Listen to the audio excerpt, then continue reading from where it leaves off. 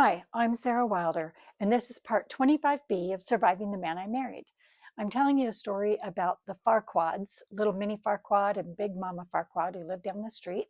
We're involved in a toy clawback plot, and three little girls have come to me to help them defend themselves against this tiny little tyrant and her mother.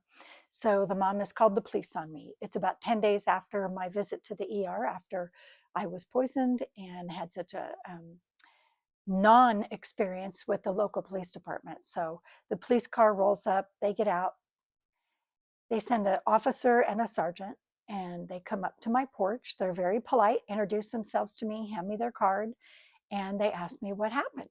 So I gladly told them, I gave them a nutshell version of what was happening.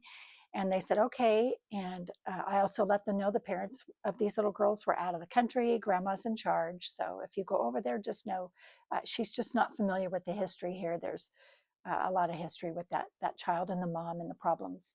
So they asked for my ID. And that's where it got sticky because I didn't want to give it. I said, no, I'm going to decline that. I know it's my right and I don't feel like giving it to you at this juncture.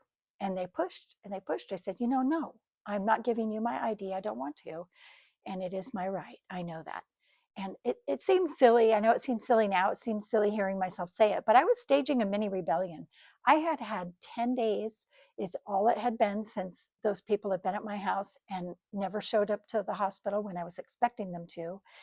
And it had fermented. It had fermented into resentment. So I said, no, thanks. Just about that time when they were kind of pushing me for that ID, Jim got home from work. He pulls his truck up front. Now, normally he parks out back in the back, but I'm sure as he drove down the street, he looked down our cul-de-sac and we're at the very end and he could see the police car and he's like, oh crap. So he comes down the cul-de-sac, parks out front, comes up the steps, sits in the lawn chair next to me, introduces himself. The police introduce themselves and he asks what's going on. And I just tell him really quick, and shockingly, Jim co-signs and he supports me in that. And he tells them, you know what, guys, she didn't do anything. You don't need her ID. Just move on. Just move on. And they didn't want to. They were telling him why they needed my ID. And so what Jim does is he gets his wallet out. He pulls out his retired law enforcement ID and he holds it like this, with the ID there, and he shoves it in their face. And through gritted teeth, clenched jaw, he says, do you see that? Do you effing see that? Do not mess with me. He goes, don't you effing blankety blank mess with me. You're done here. You're done. And so they're like, and the guy looks at his sergeant who's behind him and they leave it. Just then, perfect timing. Just then, the three little girls are walking on the sidewalk towards their home. And I told the officers, you know what? You don't need me anyway. You don't need my ID. Turn around. Those are the victims. It's their story. It's their problem. And they're the ones you should talk to. So they said, okay. So they they did. They went down to the neighbor's house. They were there, I want to say, about 5 minutes. I couldn't see it from where I was sitting because my porch, all the porches are like a little three-sided enclave. So after about 5 minutes, I saw their police car.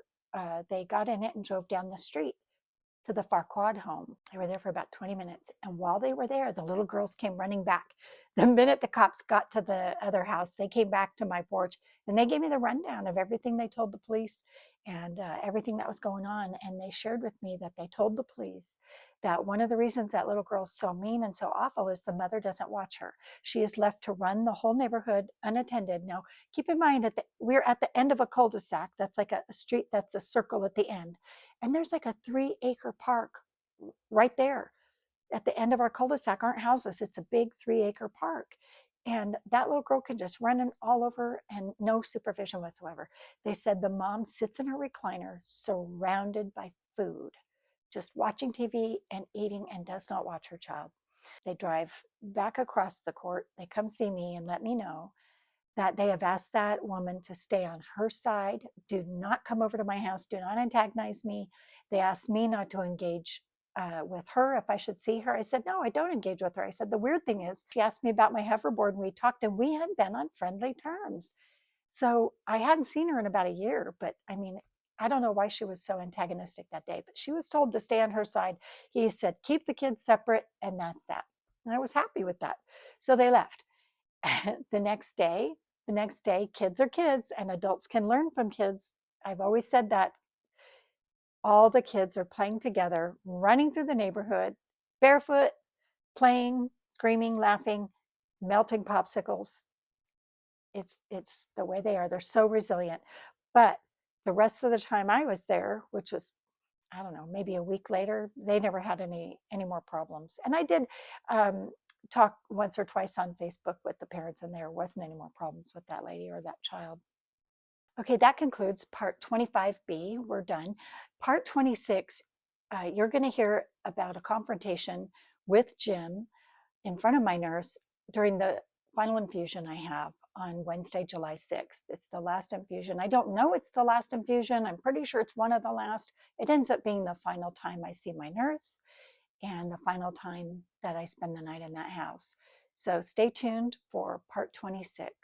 Thank you for being here. And if you want to know more, please remember to like, follow, share my videos, to take my book that I've written about all of these and much more, much, much more. The book is long, one step closer to getting published. And ladies, I invite you to step out of the darkness and into your power.